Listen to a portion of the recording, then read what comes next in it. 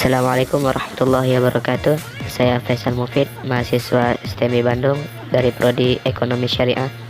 Pada kali ini akan menyelesaikan tugas evaluasi tengah semester pada mata kuliah Pendidikan Agama Islam, yaitu berkenaan dengan Muqtada al-Iman bil Quran.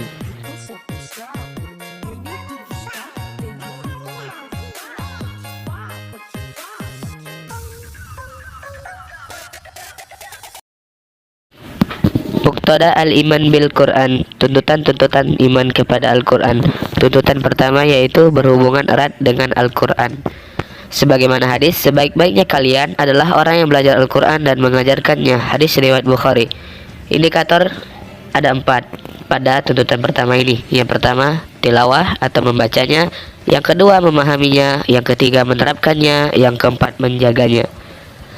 Pada indikator pertama, tilawah adalah indikator yang paling rendah. Seberapa dekat hubungan kita kepada Al-Quran dapat dilihat dari seberapa banyak kita membaca Al-Quran. Dari hadis Abdullah bin Amr radhiyallahu anhu dapat disimpulkan bahwa petunjuk Rasulullah SAW dalam membaca Al-Quran minimal khatam 1 bulan sekali, maksimalnya itu 3 hari sekali khatam. Sebagaimana hadisnya, bacalah, khatamkanlah Al-Quran setiap bulan. Ibnu Umar berkata, sungguh aku mampu lebih. Terus Rasulullah menjawab, lakukanlah hingga 3 hari sekali khataman. Yang indikator kedua yaitu memahami. Ini lebih sukar daripada tilawah, di mana yang lebih banyak tilawah lebih bagus, akan tetapi harus disertakan oleh pemahamannya, membaca terjemah dan lain sebagainya, dalam rangka untuk memahami kitab-kitab Allah. Indikator ketiga yaitu menerapkannya. Ini lebih sulit lagi daripada tilawah, membacanya dan juga memahaminya, yaitu menerapkan apa yang telah kita baca dan kita pahami sebelumnya.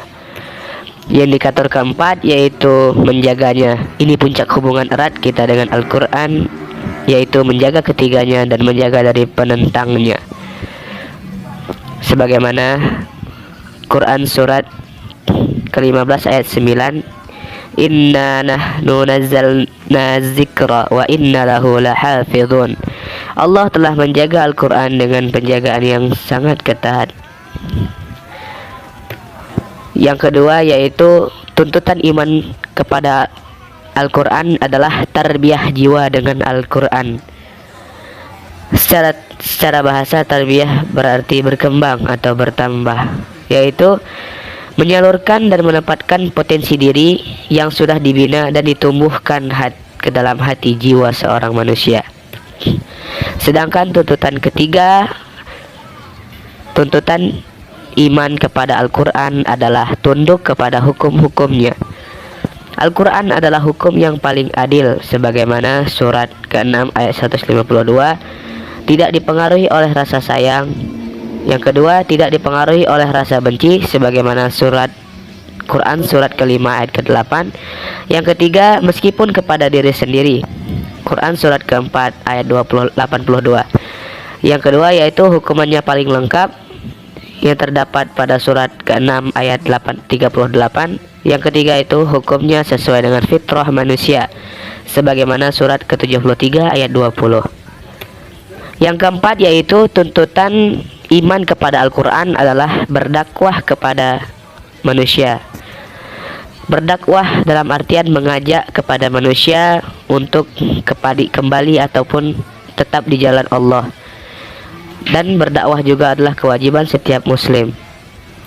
Rasulullah pun pernah menyatakan, sampaikanlah dariku walaupun 1 ayat.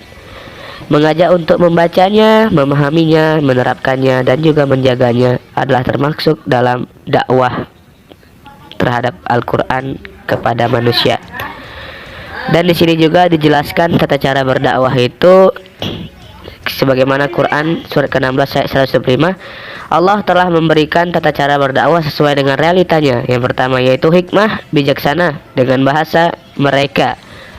Yang kedua yaitu mau'izatul hasanah, atau disebut dengan nasihat yang baik jika tidak menentangnya.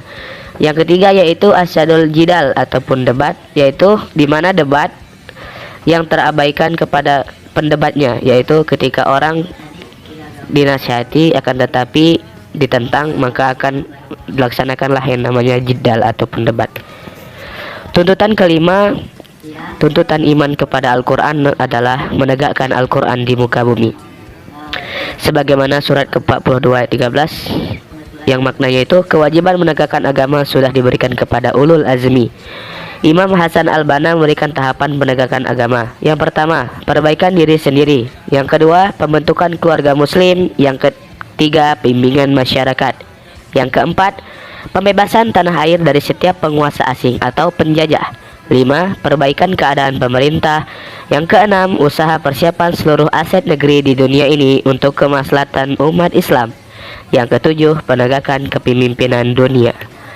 Mungkin sekian yang dapat saya sampaikan. Lebih dan kurang saya mohon maaf. Kepada Allah saya mohon ampun. Assalamualaikum warahmatullahi wabarakatuh.